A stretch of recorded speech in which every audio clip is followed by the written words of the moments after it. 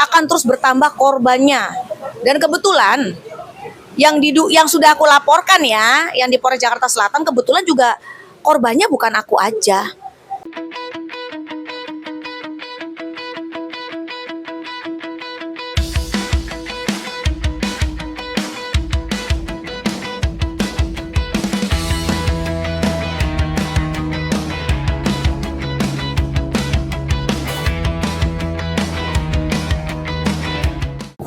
Halo Pi, halo Pi. Alhamdulillah baik Mas, apa kabar? Nah, Selamat sore. berarti sibuk dia sekarang. Pipi ini sekarang ikutnya ngurusin 3 anak ya. Ya, Nah, gimana tuh Pi? sebagai seorang ibu rumah tangga, untuk ngurusin anak, ngurusin rumah itu kodrati. Jadi sebenarnya pekerjaan paling berat adalah mengurus rumah dan anak, yang bahkan laki-laki pun nggak akan sanggup. Makanya sudah dibagi-bagi nih tugas seorang pria laki-laki apa, tugas seorang perempuan apa. Nah, aku pribadi memang berat lah ngurus 3 anak seorang diri ya, seorang diri, ngurus rumah juga seorang diri. Tapi hidup itu jangan terlalu dibikin stres gitu, dibikin santai, dibikin apa adanya dan berpasrah diri kepada Allah Subhanahu wa taala. Jadi apa yang sudah terjadi di hidup kita sudah diatur dan direncanakan sebaik mungkin oleh Allah Subhanahu wa taala. Jadi yang berat pasti akan terasa ringan, yang susah akan terasa mudah. Kita apapun dalam hidup ini pasti ada ujian dan cobaan. Semua kita hadapi dengan tulus dan ikhlas. Ujian itu tujuannya apa? Untuk menghapus dosa-dosa kita sebagai seorang hamba. Karena tidak ada hamba yang tidak punya dosa. Untuk itu Allah menempatkan seorang single parent ya, menurut aku posisi yang sangat mulia. Itu tugas yang mulia yang Allah kasih ke kita nih para single parent ya. Jadi harus kita syukuri. Jangan kita anggap ini suatu beban gitu. Jadi happy aja. Yang penting sehat dan panjang umur begitu. Nah, yang gue dengar kasus lo yang laporan ke Polres Jakarta Selatan gimana? Oh, kalau yang Polres Jakarta Selatan itu sudah 3 tahun lewat loh. Karena dari 2019 ya, gitu LP-nya sampai sekarang memang sedang di follow up terus. Jadi aku pribadi sering komunikasi dengan penyidiknya. Terakhir aku meminta SP2HP. Ya, udah seminggu yang lalu gitu. Jadi ini lagi dibuatkan SP2HP-nya. Jadi mudah-mudahan pihak kepolisian juga bertindak dengan cepat gitu. Karena kasihan para korban ya. Karena korban ini kan memang harus dilindungi begitu. Jadi jangan dibiarkan para penjahat yang diduga penjahat dan diduga menipu ini berkeliaran bebas di luaran. Karena pasti akan terus bertambah korbannya. Dan kebetulan yang sudah aku laporkan ya, yang di Polres Jakarta Selatan, kebetulan juga korbannya bukan aku aja. Ada beberapa loh, ada yang ibu haji, oh dia kebetulan punya rental mobil dan mobilnya sempat dibawa juga. Kayaknya sempat disergap, ditangkap, ya kayak gitu-gitu. Jadi memang bukan cuma sama aku aja seperti ini gitu. Jadi makanya saya berharap dan saya percaya hukum di Indonesia ini bisa dapat memberlakukan korban dengan seadil-adilnya, mendapat keadilan yang selayak-layaknya, gitu. Jadi tidak ada yang berkuasa di sini, yang salah akan dihukum, yang benar akan mendapatkan hak-haknya kembali. Begitu itu harapan saya, gitu. Jadi semoga melihat ini ya, gitu yang aku laporkan, semoga juga jadi pelajaran juga, gitu. Besok-besok bisnis, namanya bisnis, kalau tidak mampu mengelola keuangan orang, jangan diterima uangnya, jangan dikelola. Apalagi ini sebutannya seorang ustadz loh, titlenya ustadz. Aku pun sampai sekarang manggilnya ustadz, ustadz D begitu. Ya kan, ada embel-embel ustadz loh. Jadi jangan sampai kita sesama muslim malu di luaran sana, ada kata-kata dan bahasa mencari rejeki, mencari uang dengan menjual agama. Aduh, hancur rasanya hati ini. Ya kan? Padahal agama ini kan semuanya mengajarkan kebaikan. Tidak pernah mengajarkan yang buruk-buruk gitu. Jadi tolong, aku pribadi memohon dan meminta, sekiranya tidak mampu mengelola keuangan orang, jangan diterima. Apalagi dengan juntrungan yang tidak tahu arahnya kemana. Ini uang mau buat apa gitu loh. Lah, sekarang gini, aku kasih uang hampir 1 miliar. Tiba-tiba nih orang bingung uang ini buat apa lah. Terus gimana? Gitu loh. Ya kalau memang nggak mampu ya jangan diambil itu uang, jangan dipakai itu uang. Kalau sekiranya itu nggak jadi bisnisnya pulangin dong. Tapi ini kebanyakan ini ya alap sih kebanyakan. Jadi ya memang uangnya sudah tidak ada. Gitu.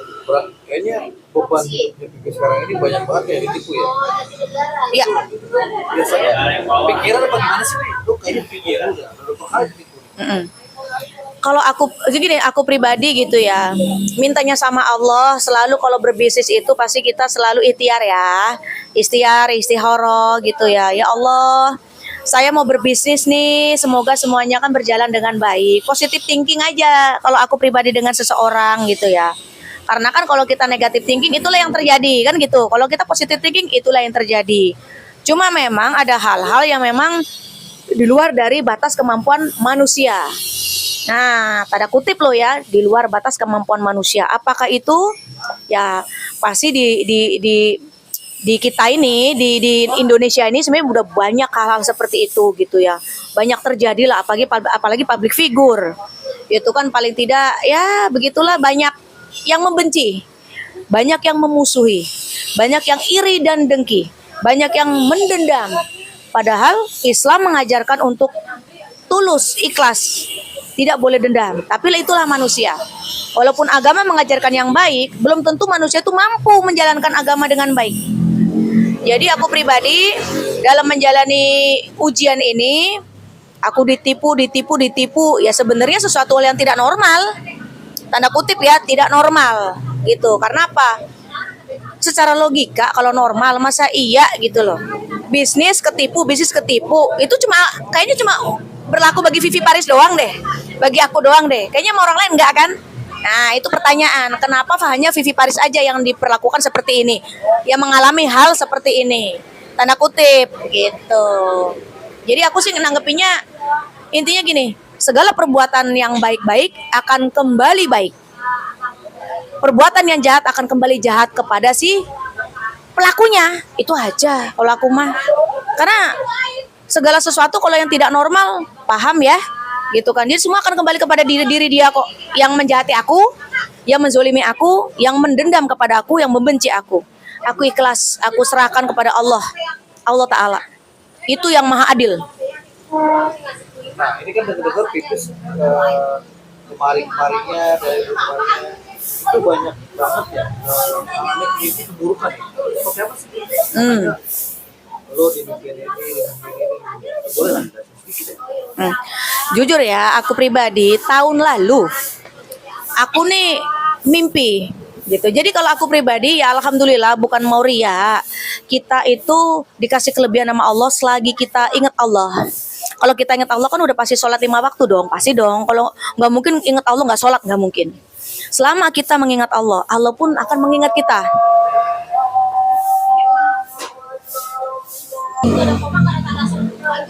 Jadi tahun lalu aku tuh tipe orang yang kalau Tuhan sayang banget sama aku ya, karena kan aku memang nggak pernah zolim sama orang. Seingatku ya dengan sengaja zolim kan nggak pernah gitu ya. Jadi ada hal-hal sekiranya yang orang menjahati aku pasti hadir melalui mimpi aku, pasti bisa. Jadi ketahuannya tuh misalnya gini, 3 hari berturut-turut aku mimpin tuh orang, gitu loh.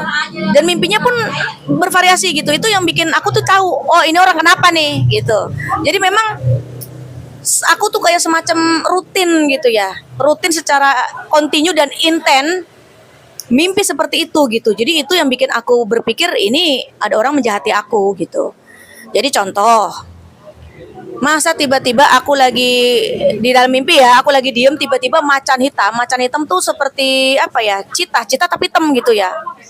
Tiba-tiba nerekam aku mau dimakan di lahapnya gitu loh. Tapi untungnya di belakang aku tuh ada macan lagi juga, tapi macan totol belang-belang. Dia intinya gini, dia terbang ke aku, si macan ini juga terbang ke dia. Jadi aku nggak tersentuh gitu, nggak kena intinya dalam mimpi ya. Tiba-tiba yang anakku yang bule, ini kan bule nih, jadi bapaknya juga dari luar negeri dari Prancis gitu kan. Jelas gitu kan, suami terakhir aku kan orang Prancis gitu kan. Jadi si bule ini yang nggak tahu apa-apa, umur masih 5 tahun gitu ya. Di dalam mimpi ini tiba-tiba lari menuju ke macan hitam itu. Serigala hitam itu gitu ya, macan sih, bukan serigala jenis anjing ya, ini macan gitu. Tiba-tiba si bule ini nyamperin si macan itu, dicakar sekali ya berdarah dong, namanya anak kecil ya gitu kan.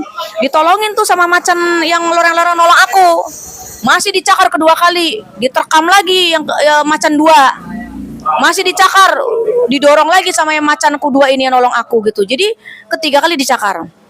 Itu tahun lalu. Nggak lama dari aku mimpi, anakku sakit.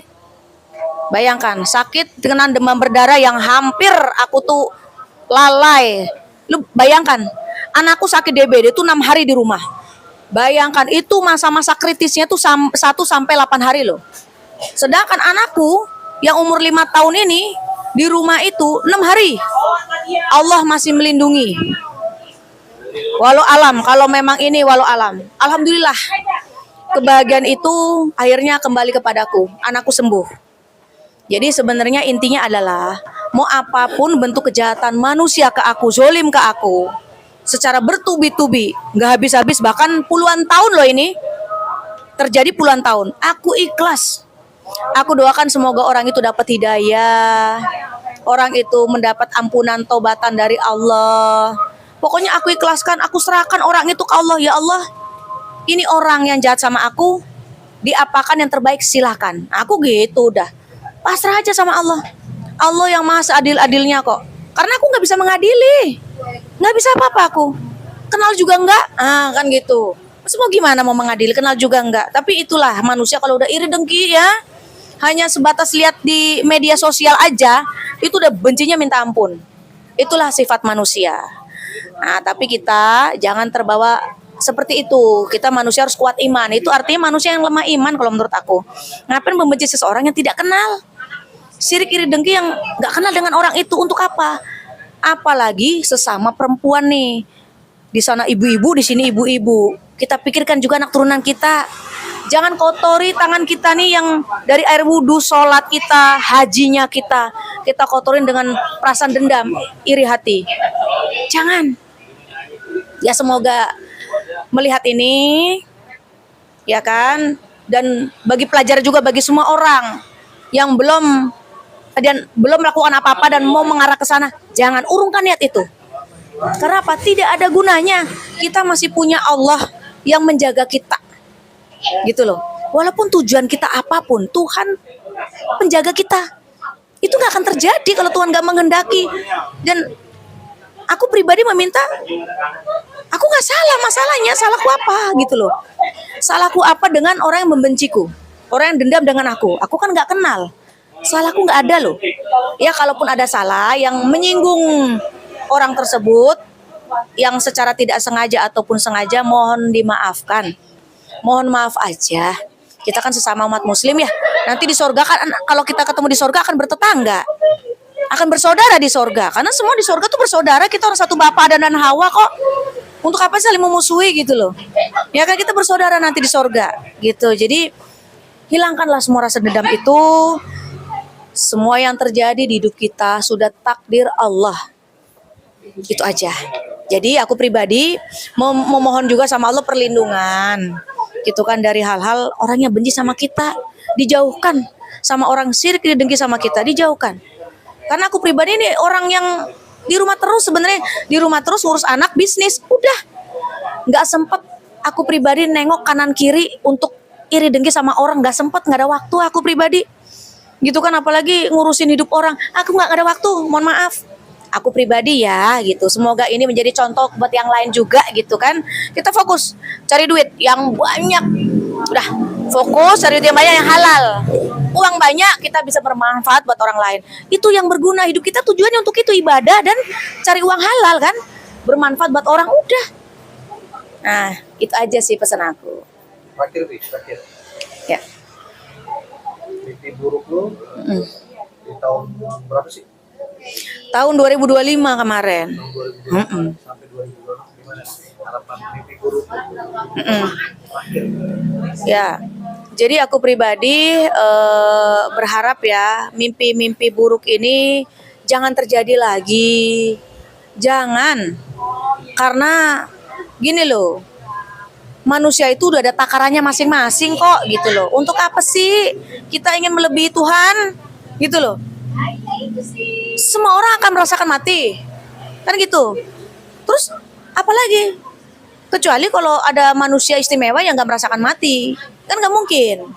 Jadi kita menjalani hidup ini memang harus tulus, ikhlas, semua terjadi karena Allah. Pepatah kata nih ibarat daun jatuh dari pohon aja tuh minta izin sama Allah, begitu dapat izin baru jatuh. Artinya itu kuasa Allah jatuh daun dari pohon. Apalagi kita manusia, umat Nabi Muhammad semua udah diatur sama Allah sedetail mungkin. Oh, perjalanan hidup seseorang seperti ini, seperti ini, seperti ini udah diatur sama Allah. Jadi manusia nih jangan ikut campur ngatur. Gitu loh. Jangan ikut campur mengendalikan. Oh, si A harus begini, si B harus begini. Apalagi yang jelek-jelek.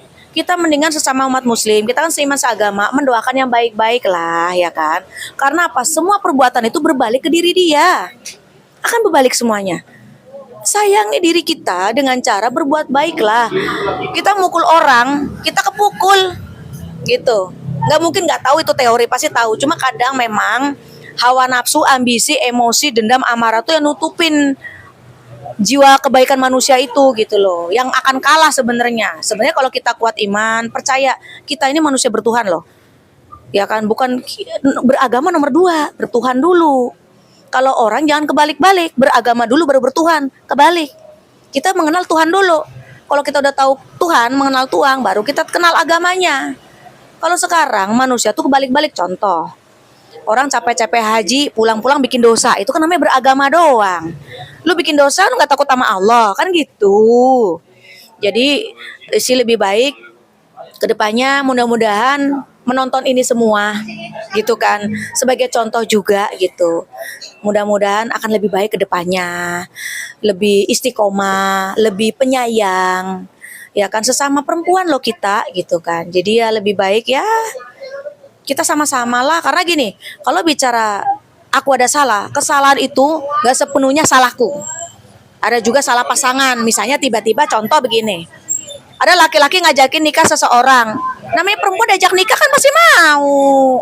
Yuk kita nikah, si laki-lakinya bilang yuk kita nikah. Loh ya ayo. Perempuan belum tentu menggoda loh. Kadang laki-lakinya juga yang mau ngajak nikah misalnya. Itu kan jadi bahan pertimbangan untuk menilai seseorang jahat atau tidak. Jadi jangan sepenuhnya salah perempuan. Kadang laki-lakinya juga yang memang ya begitu deh gitu. Jadi memang tidak semua kesalahan itu di aku pribadi. Mungkin dua belah pihak salah gitu. Itu aja sih. Terima kasih.